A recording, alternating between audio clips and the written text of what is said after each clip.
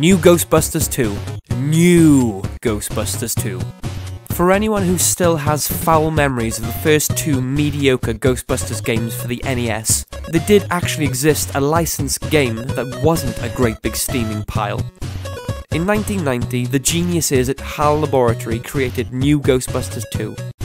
The new was added to differentiate the game from the original NES Ghostbusters 2.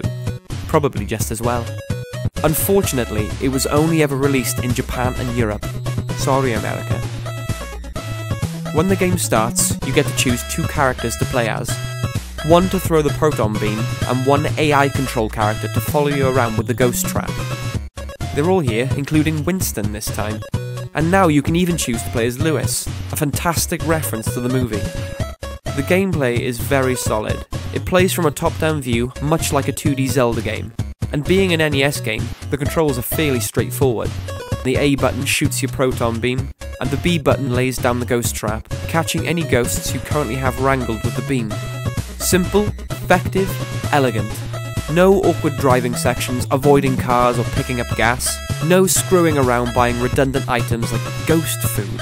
No flying around as a logo, just exploring rooms, busting ghosts. They finally got this right.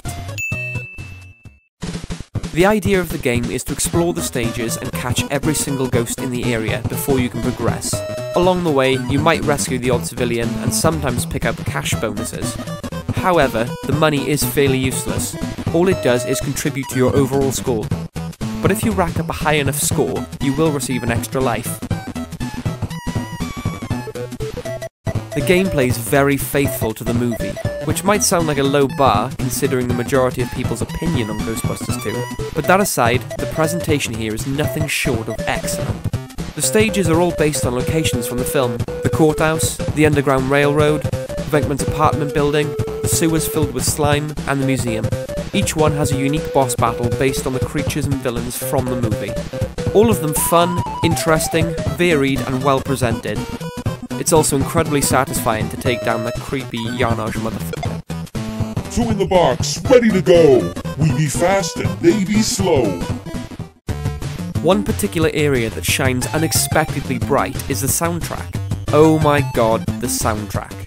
Most of the tracks are based on the real songs from the movie's actual soundtrack, all rendered in glorious 8-bit. Some of the highlights are Flip City for the railroad stage, and that creepy ominous tune that plays as you approach the final boss. The graphics are great, the colours are bright and vivid, and everything looks like what it's supposed to be. With perhaps one exception. Why on earth is Winston blue? The game is fairly short. If you know exactly what you're doing, then you'll get through it in about half an hour. Another minor criticism is that sometimes the AI controlled characters can get stuck when trying to navigate around corners to capture ghosts.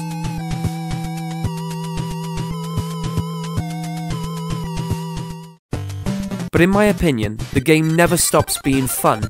Maybe it's the low bar set by the previous titles, or maybe the nostalgia factor. As, you know, us Europeans actually got to play this one when we were kids. Sorry, America. Great graphics, tight controls, excellent music, it's faithful to the movie, and the comical intro and credit scenes are a nice touch.